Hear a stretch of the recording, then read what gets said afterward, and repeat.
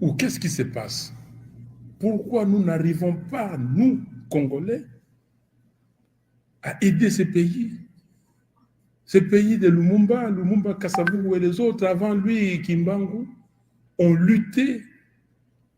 Lumumba a dit que le Congo sera demain au centre du rayonnement de l'Afrique. Et le Congo aujourd'hui, nulle part. Et le Congo aujourd'hui est, entre guillemets, piétiné, tabassé, même par des gens qu'on ne pouvait pas croire qui pouvaient arriver à la cheville du Congo. Chers frères et sœurs, et les enfants qui sont ici, je suis ici pour parler de ces Congos-là. Je n'ai pas beaucoup parlé dans un premier temps. J'ai fait une introduction. Et je reviendrai à la fin pour conclure après avoir répondu à vos questions. L'introduction, c'est pour dire où est-ce que les Congos se trouvent aujourd'hui. Si on doit décrire les Congos, on doit faire, comme vous dites en anglais, un bref overview du Congo. Vaste pays, 4e pays africain en termes de superficie, 2 345 000 km². Deuxième pays, pardon, en termes de superficie, 2 345 000 km² après l'Algérie, parce que le Soudan a été divisé. 4e pays en termes de population, après le Nigeria, l'Égypte, l'Éthiopie et nous. Et donc, aujourd'hui, ces pays, il y a 27 millions de Congolais qui ont besoin, cette année 2022, de l'assistance humanitaire. Il y a 5 millions d'enfants congolais de moins de 5 ans qui n'ont pas à manger, qui souffrent de la malnutrition, donc leur croissance sera compromise. Il y a 6 millions, près de 6 millions de Congolais qui sont des déplacés internes dans leur pays. Près d'1 million de Congolais sont réfugiés aujourd'hui. Nous sommes attaqués de partout. Ça fait un peu plus de 3 mois que le territoire de Bunagana est occupé par le M23, donc les Rwandais, avec la complicité de l'Ouganda. Quand vous allez à Ituri, tous les territoires, presque de l'Ituri, sont contrôlés par des groupes rebelles. Les groupes qui viennent pour la plupart de pays étrangers. Quand vous allez dans le plateau du Sud Kivu, il y a des troupes rwandaises, ougandaises et burundaises qui se battent sur notre sol. C'est ça le Congo d'aujourd'hui. Quand vous allez, vous regardez les états de commerce du Rwanda, vous allez voir qu'ils ont vendu de l'or. Mais dans les sous-sols du Rwanda, il n'y a pas d'or. L'Ouganda, la même chose. Et nous-mêmes, quand vous regardez ce que nous vendons, il n'y a pas grand-chose non plus. Qu'est-ce qui se passe? 110 millions d'habitants aujourd'hui, plus de 10 millions de Congolais à l'étranger. Qu'est-ce que nous faisons? Nous dormons, nous sommes des sous-hommes, nous sommes des sous-femmes. Qu'est-ce qui se passe réellement? Qu'est-ce qui se passe?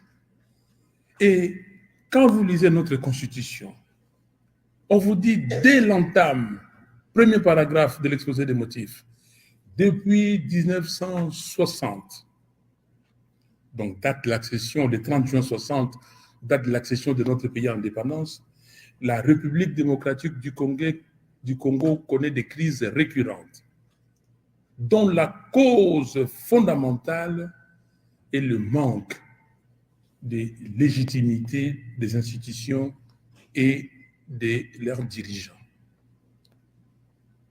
C'est ça le problème.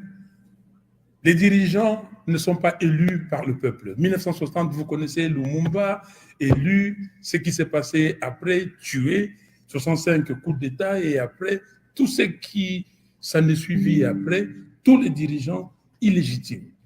Donc, pas de légitimité populaire. Le peuple ne se reconnaît pas à travers M. Kabila en 2006. C'est Jean-Pierre Bemba qui gagne l'élection présidentielle. Il fait tout pour s'imposer. 2011, Etienne Tshisekedi d'heureuse mémoire gagne l'élection présidentielle. M. Kabila s'impose, il prend. 2018, vous connaissez le résultat. M. Kabila s'impose et nomme Félix Tshisekedi avec la fabrication des chiffres de la CNI. Et voilà là où nous sommes. La faiblesse des dirigeants, parce que les dirigeants ne répondent pas au peuple congolais. Donc, ils répondent d'ailleurs. Ils sont des proxys, des gens qu'on commande, à qui on dit de faire ceci ou cela, et ils le font. Parce qu'ils n'ont pas été élus par le peuple. C'est comme ça que nous allons avoir les élections en 2023. Vous avez votre idée sur les élections, on en parlera certainement dans les questions-réponses. Qu'est-ce que nous allons faire? Quelle est la solution pour ces pays? Pour moi, la solution, nous l'avons mis dans ce document. Le manifeste de Kisangani. Le parti SID était à Kisangani en congrès ordinaire, son deuxième congrès ordinaire, du 11 au 14 juillet dernier. Et nous avons trouvé qu'il y avait 18 défis. 18 défis à relever pour que le Congo soit, comme on a dit ici, un pays libre, fort, digne et prospère. C'est ça notre vision. Quels sont ces défis-là? On les a mis dans 4 blocs. Le premier bloc, c'est ce qu'on appelle les prérequis, les préalables, les bases. Et ceux qui parlent anglais disaient prérequisites. Son nombre de 4. 4 prérequis. C'est-à-dire un état de droit. Comment faire pour qu'on soit un état de droit où on respecte la Constitution, on respecte la loi, on respecte l'ordre. Deuxième prérequis, c'est un pays uni, un pays avec son territoire intangible, et ce que nous appelons l'intégrité territoriale et la pacification du pays. Troisième prérequis, la cohésion nationale. Que faut-il faire? Moi, excusez-moi, je suis né à Kinshasa. Je n'ai jamais entendu parler du tribalisme. J'ai vécu à Kinshasa, j'ai grandi à Kinshasa. Les jours où j'ai quitté Kinshasa, c'était pour aller en France, à Paris, étudier. Quand je suis arrivé en France, j'ai vu d'autres nationalités. Quand ils se présentaient, ils disaient que ils sont ivoiriens du même pays. Ils disent, mais vous êtes d'où? Excusez-moi. Et nous, on disait que nous sommes zaïrois. Tout court. Je n'ai jamais entendu parler. Nous, c'était les quartiers. C'est comme ça.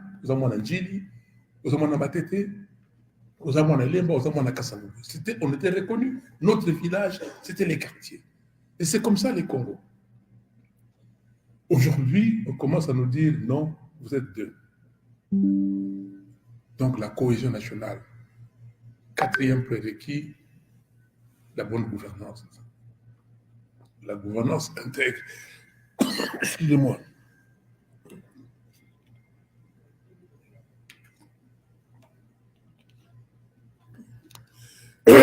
Vous avez eu tort de mettre cette chanson. Je ne sais pas si vous avez eu tort ou raison, mais voilà. Ça m'a causé des problèmes. Pardon? Non, j'ai déjà vu de l'eau. Merci. Donc, 4e prérequis, je disais la gouvernance intègre. L'argent de l'État, c'est à l'État, c'est au peuple congolais, ce n'est pas à un individu ou à une famille ou à un groupe d'individus. Et le jour où on aura ça, on dira zéro tolérance corruption. Vous volez, monsieur, madame, on vous prend, on vous met en prison. Tout ce que vous avez comme bien, on récupère ça, c'est pour l'État congolais. Voilà ces 4 prérequis et c'est ce que nous avons mis. Après ces prérequis, c'est-à-dire que vous avez des bases d'un État, comme vous avez ici. Vous avez les bases d'un État. Maintenant, quelles sont les priorités? Première priorité, l'éducation. Et vous savez ici que quand vous êtes bien éduqué, bien instruit, vous êtes un homme, vous êtes une femme capable et vous affrontez la vie, vous affrontez l'avenir. Deuxième priorité, c'est l'agriculture. Parce que nous voulons enrayer la misère. Nous voulons produire ce que les Congolaises et les Congolais vont manger. Troisième priorité, c'est ce que j'appelle les infrastructures, les routes, les rails, les aéroports, les ports, le désenclavement et la connectivité, même par les réseaux Internet. Tout ça, c'est le désenclavement du pays. Quatrième priorité, après, les infrastructures, c'est l'accès à l'eau potable, à l'électricité et aux soins de santé, c'est-à-dire le bien social des bases. Comment faire? Et le défi est lancé ici. Cinquième priorité, c'est l'entrepreneuriat.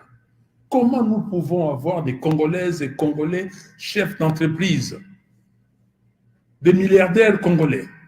Pourquoi au Nigeria, on doit avoir des milliardaires et chez nous, il n'y a pas de milliardaires?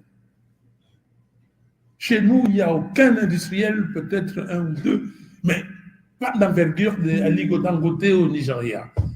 S'il y a un problème au Nigeria, on va dire 10 milliardaires nigérians ont contribué pourtant.